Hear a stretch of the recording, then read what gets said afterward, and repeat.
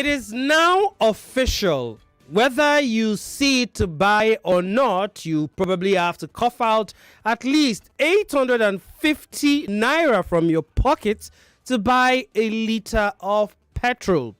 You could as well buy it for as much as 1,000, 1,002, 1,003, depending on where you are. Is the NMPCL,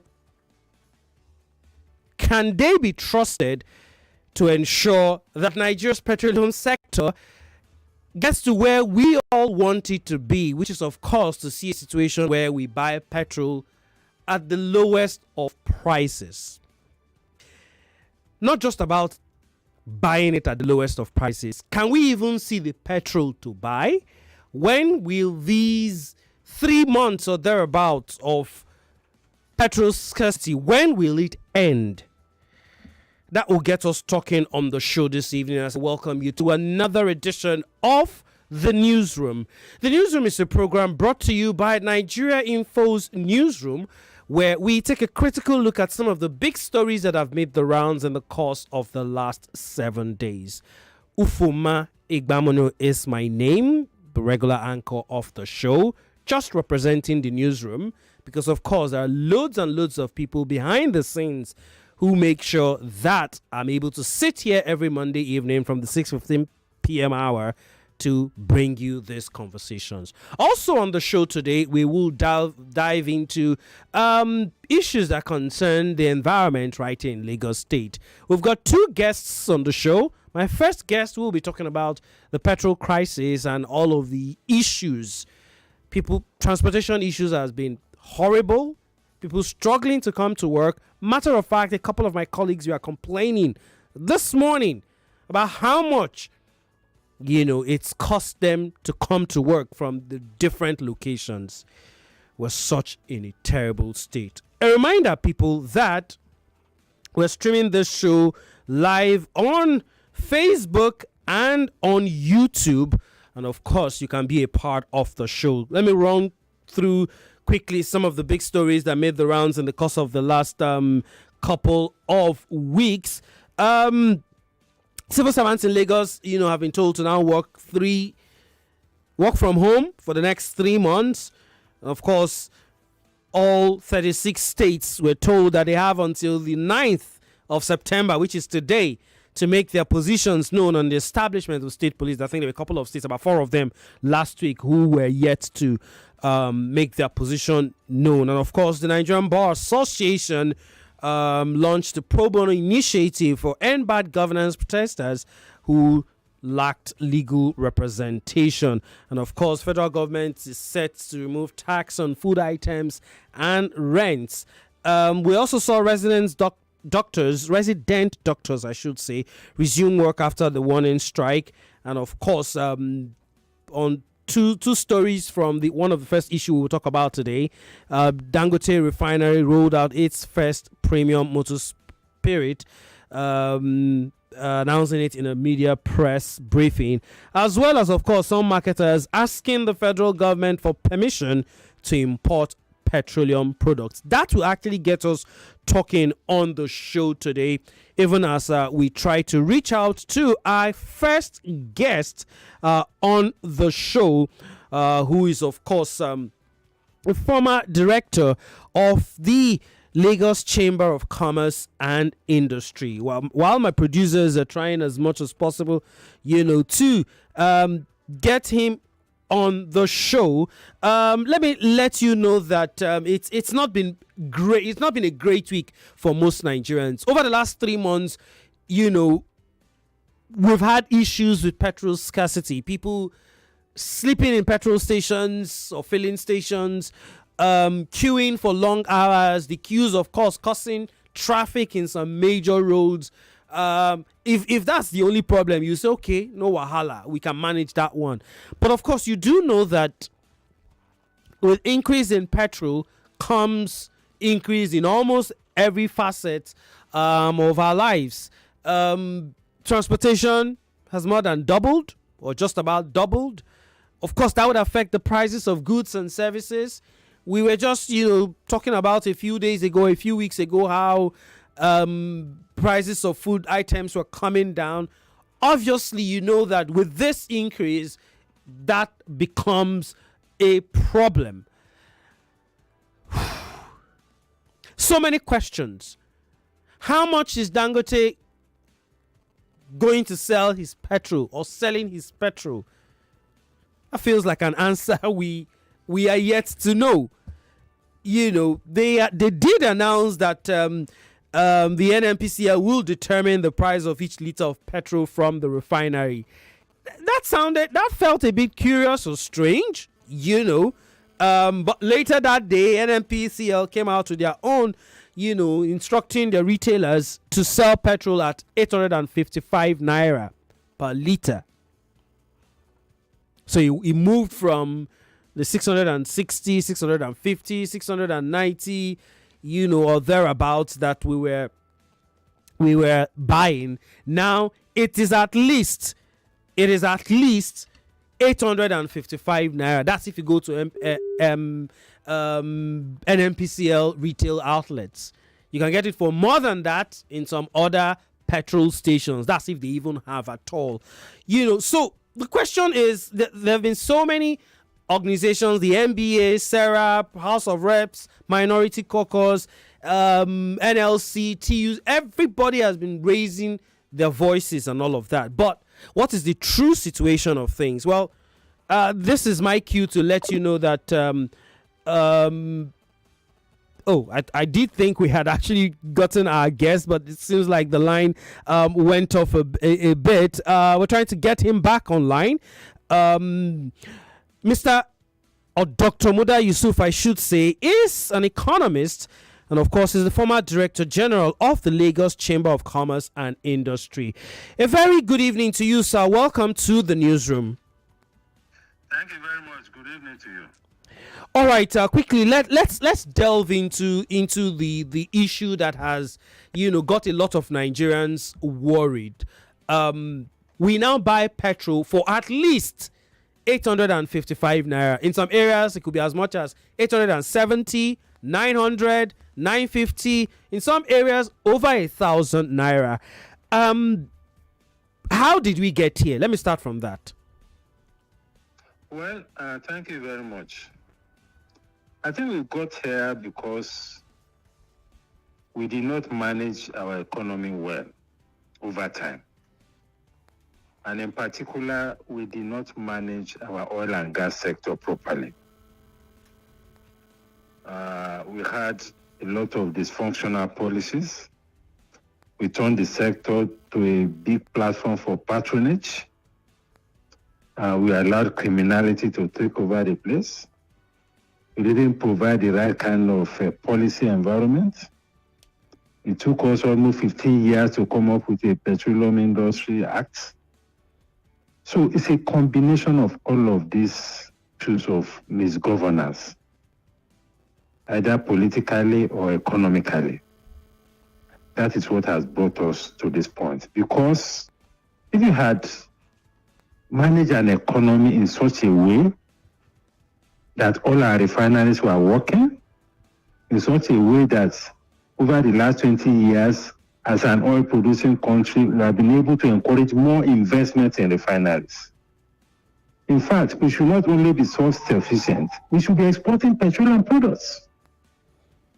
I mean, look at all the other oil-producing countries in the Middle East, for instance. We had the same level of resources practically. But look at the difference between us and them. So it's a question basically of leadership and of management. That is what has brought us to this point, where all our refineries had not worked for over 10 years, where we are spending a fortune to be importing petroleum products, and where people are bleeding the economy through this importation. This is what has brought us here.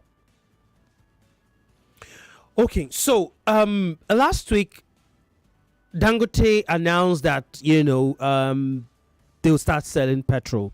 For the average Nigerian who honestly doesn't care about the economics jargons or all the economic explanations, the average Nigerian, you know, just believes that, oh, finally, once the refinery starts working, he or she would be able to buy petrol at a reduced price. That's what the average Nigerian believes.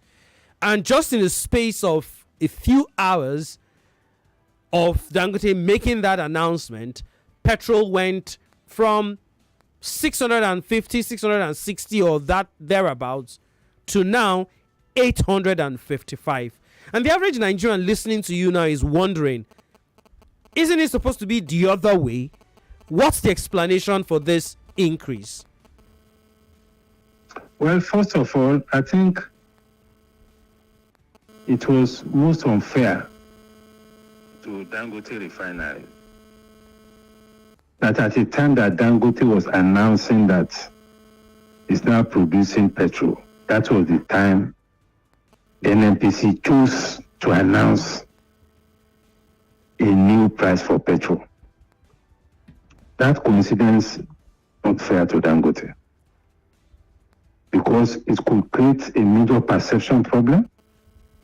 It was also misleading. Because many people now thought that the price went up because Dangote came into the picture, which is not fair. The challenge was that NNPC has been struggling to sustain the importation. They have been struggling to pay their suppliers. And they were looking for ways to, at least to ease the pressure of the subsidy that the government was carrying. And understandably, yes, the pressure has been mounting. Because at the time the government announced the withdrawal of subsidy in May 29 last year, subsidy was actually removed because at that time, I think the price was slightly around the landing cost or slightly above it, because the exchange rate at that time was 750 to the dollar. But between then and now, the exchange rate had depreciated significantly. And because these products was 100% being imported, or is 100% being imported, so that exchange rate effect has affected the landing cost, coupled with the high crude oil price. So the government has been under a heavy burden of subsidizing the product. It's in addition to all the leakages and things associated with this importation process. So it became unsustainable.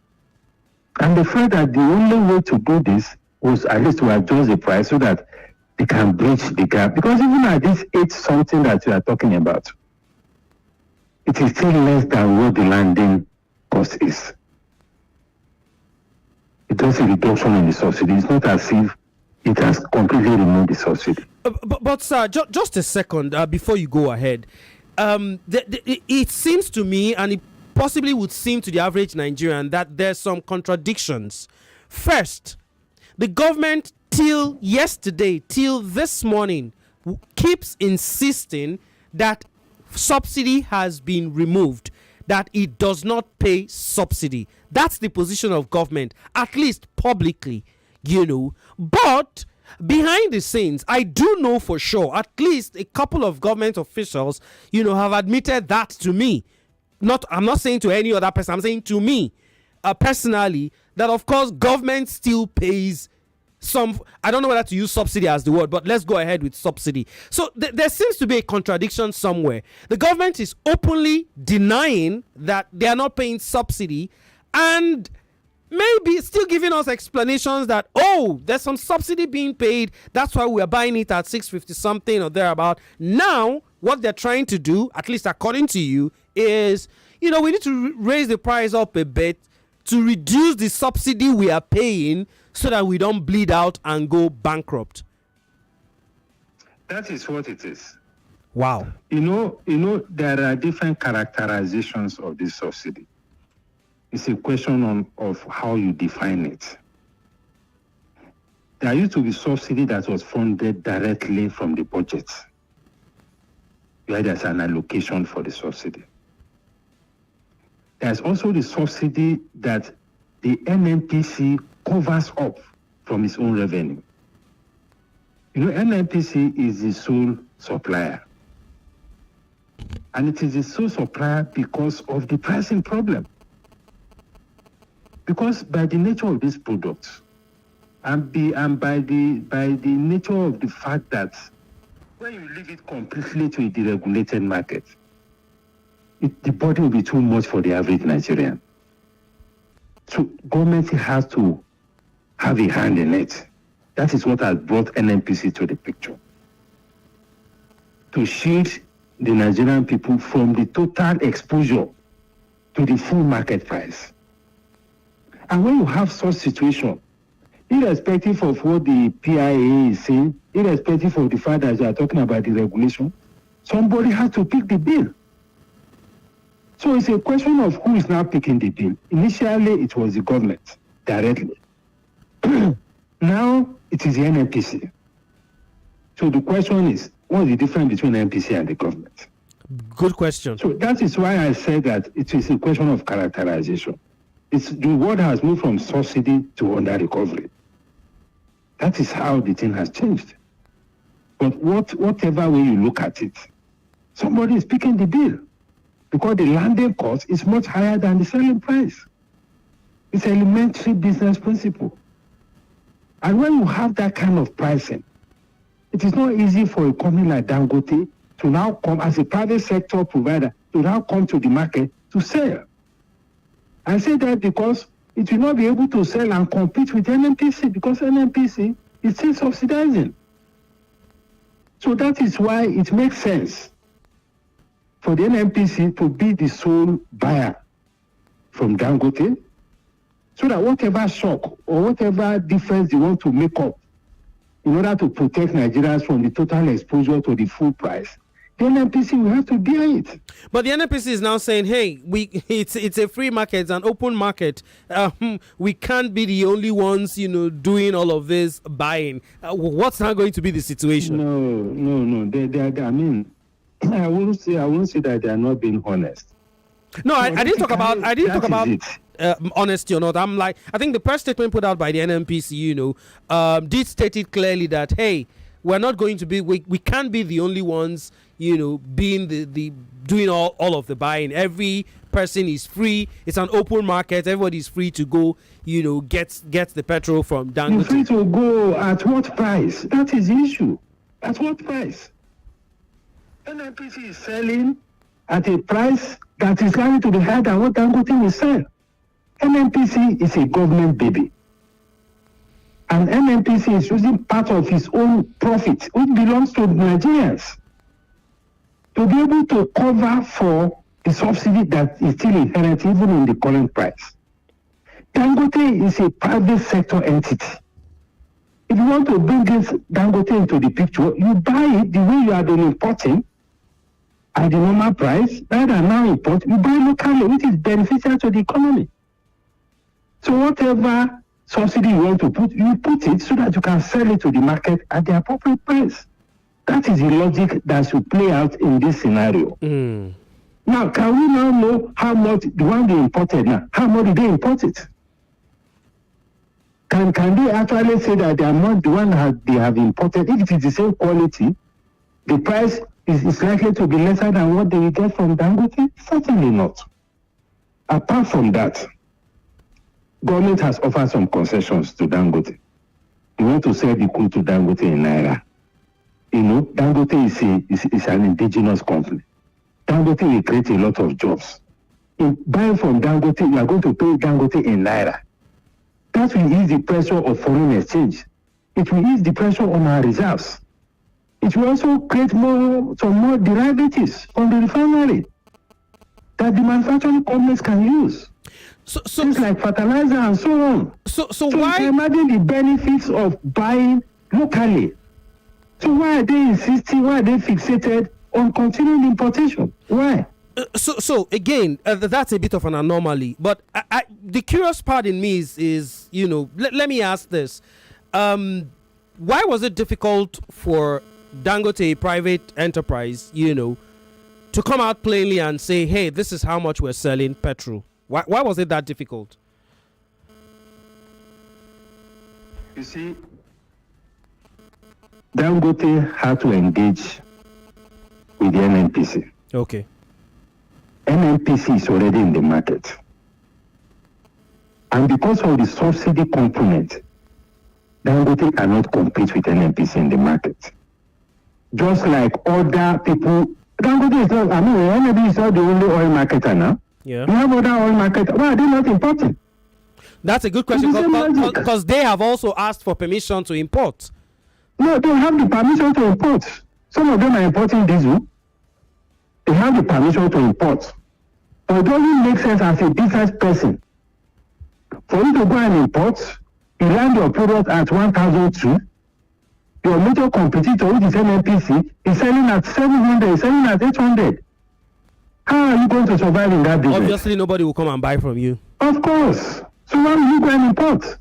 That is what has brought the monopoly status to NNPC. So how are we going to go out from this quagmire now, and what's the implication for the average Nigerian?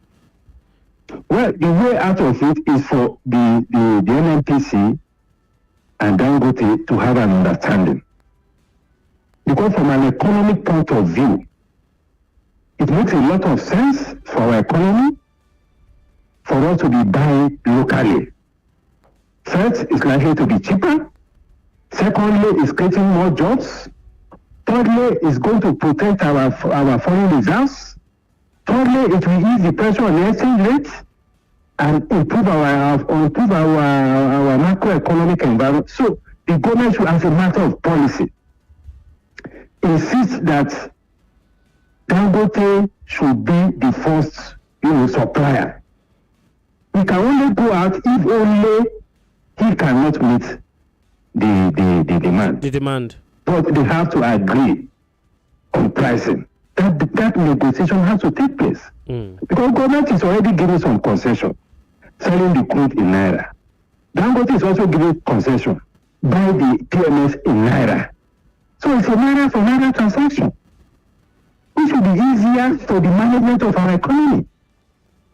So why will anybody walk away from that kind of alternative and continue to insist that we want to continue to import petroleum products with all the problems that importation is creating for us? So quickly to wrap this up, I hear that possibly by the end of this month or early next month, the Port Harcourt refinery will start producing petrol.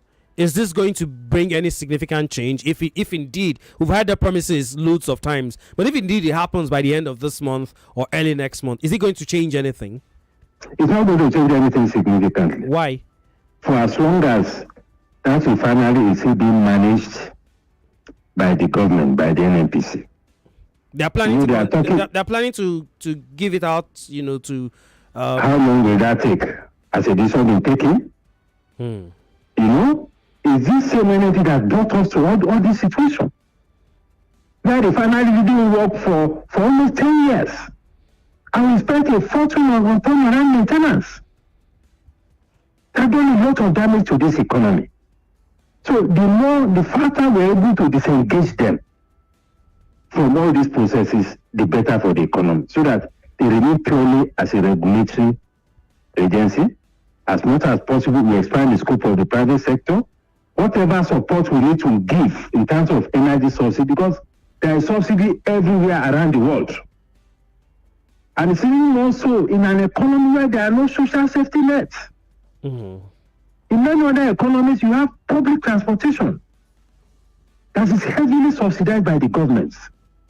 Whether you are talking of trains, their railways, or you are talking of buses. Even people in the middle class, most of them go in public transportation. True. What do we have here? Nothing. Absolutely nothing. So the citizens deserve protection from this energy prices. That is why we cannot go full force or full swing into complete deregulation of this energy market. It will be suicidal to do that. Look at the way the citizens are crying.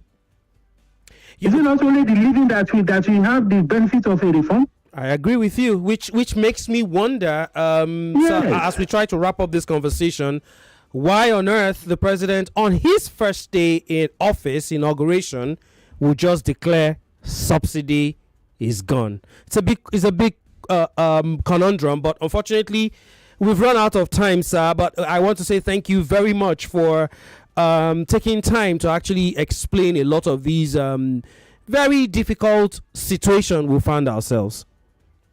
Thank you very much. Thank you. I appreciate it. Lagos, that was, of course, an economist and former Director General of the Lagos Chamber of Commerce, Dr. Muda Yusuf. All right, quickly, we're moving on now to the next segment of the show. And on this edition of Newsroom Lagos, of course, brought to you by the Lagos State Government, we'll be taking a critical look at some of the interventions of the Ministry of Environment and Water Resources. Well, in the past few weeks, make that months, the ministry has continuously driven interventions and clean up around areas that have been polluted by open defecation. Makes me wonder why people still do that in 2024. But it is what it is. Some persons caught in the act were arrested at different points. This morning, today, the Commissioner of Environment and Water Resources, Mr. Tokumbo Wahab, via his official X handle, put up a post confirming the arrest of 8 individuals in Bega for open defecation and urination. Last week, an individual was arrested in the same Bega area for injuring one of the civilians employed by the Lagos State Ministry of Environment while on duty. He's been remanded in prison and will appear in court again on the 29th of October.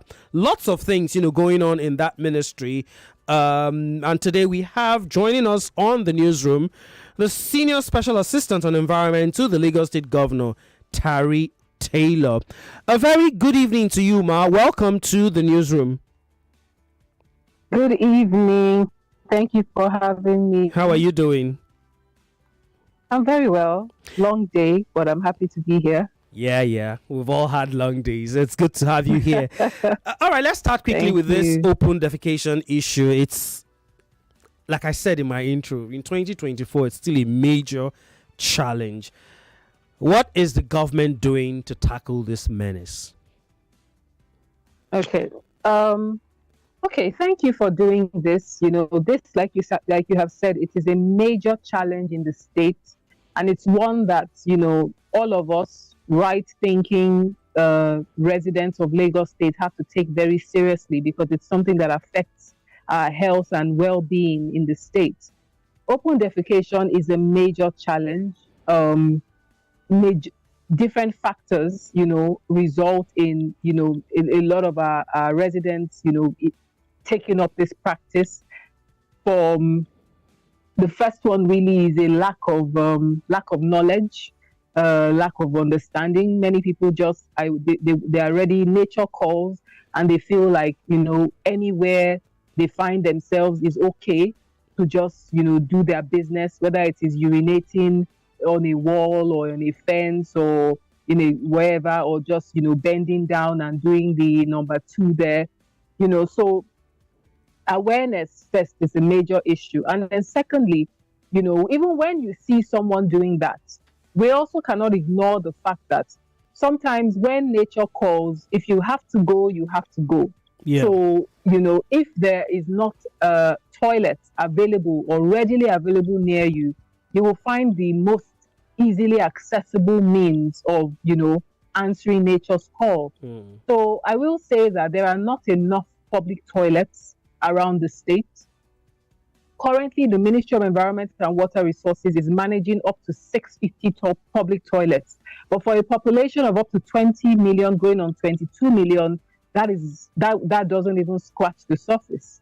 So we have reached out to the private sector. And the way that we operate these public toilets as sort of like a PPP, enterprise, where we get private business people who are interested in investing and assisting the states, and they build these public toilets. We give them a license, and they operate it, and the state supports them, in running this public toilet, which people pay for. Not anything too much, but they will pay to use it, and then these entrepreneurs can make their money from it. So, in fact, just last week, the ministry held a workshop for a lot of these public toilet operators and janitors around the state, where we brought them into one room and we sort of sensitized them on how to properly keep the toilets, because it's one thing to have public toilets, but if these toilets are not well kept, if they're not clean, if they're filthy, nobody is really going to want to use them. True. People will still rather go back to the streets to use to use our environment as their toilet. So one thing we're saying to these operators is, you know what, you have to look at this as a business. You have to be competitive about it, and the toilets that you operate have to be able to serve anybody. I mean, I would like a situation where if I myself am pressed on the road, I should be able to stop and have access to a nice, clean public toilet without fearing, for catching something or whatever. So that's the standard that we need to get to, which is why the ministry took the approach of saying, okay, let us get these guys in a room, these operators of the toilet, and let us train them in line with global best practices on how to maintain, sanitize, disinfect toilets such that it is acceptable to be of use by anybody who is willing to pay to use the toilets. So that is one major thing that the ministry is doing to stop the challenge of open defecation. Of course, like I said, awareness as well. We have to sensitize people and let them know that it is not okay to just bend down. Listen, I have seen people bend down in the middle of Third Mainland Bridge, in the median, and use the toilet there. I have seen people, like all sorts of places, people just think it's okay to go to the toilet anywhere. So awareness is important, and the ministry is actively, doing that from the community level, just trying to change people's mindsets. And of course, there is enforcement, because by law, enforcement there has to be sensitization before you can carry out enforcement. So after the awareness that we are doing, we back it up with enforcement, where if you are caught, you could be arrested, you could be made to pay a fine, or you could take on community service, because it's just not acceptable. It's a shame that we've sat on this for such a long time as a state, because it's not only the government. This is not a responsibility for only the government, because health is something that affects all of us. Public health is a basic necessity for everybody. So we all have to take on the responsibility of discouraging people from practicing this open defecation wherever we are, and then support the government. Also, we are calling on the private sector. We are talking to different international organizations, different private citizens, to help us, in building public toilets, in maintaining the ones that we have, so that it's readily available around the state for people to use. Okay, you know what? Just before I get into my second question, I can see for certain that time will not be enough for us to exhaust this conversation, because it's a very critical one. Can I ask that we do a part 2 of this next week, Monday? Next week, Monday. Okay. I can work towards that. Brilliant. Yeah. So in the remaining 4 minutes or thereabouts that we have, let me ask you this. Now, you've talked about not having enough facilities and all, and asking or wanting the private sector to get into this. But the little we have, one of the issues we've had is proper maintenance. What's the state government doing to ensure that even the small way we get, make we manage and wear?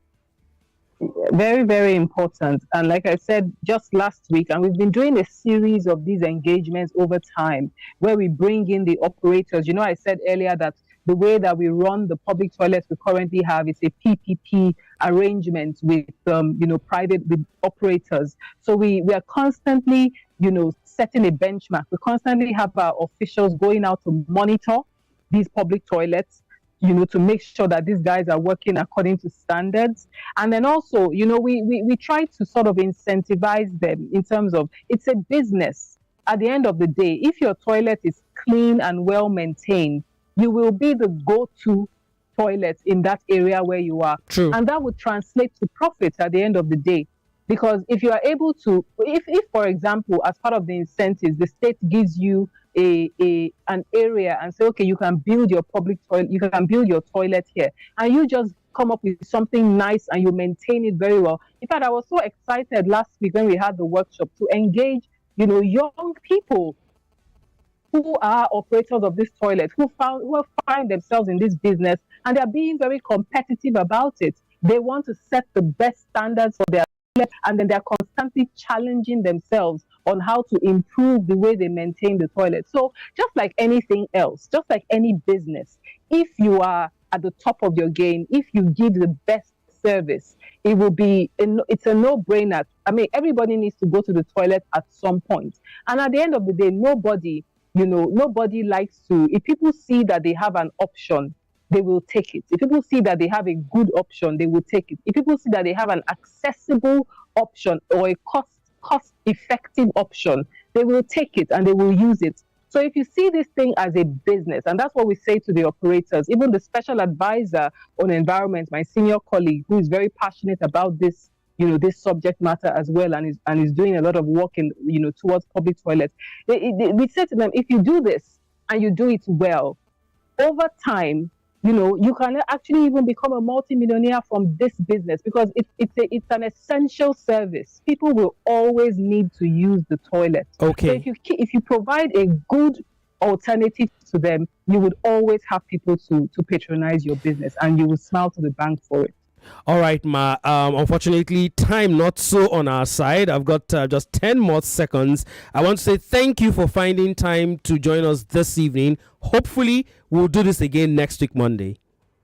By the grace of God. Thank you for inviting me, and I look forward to doing this again. Thank you. All right, Lagos, that's the show. My name is Ufuoma Egbamuno. Stay safe. You are listening to your number one station for talk. 99.3 Nigeria Info. 99.3 Nigeria Info. Let's talk.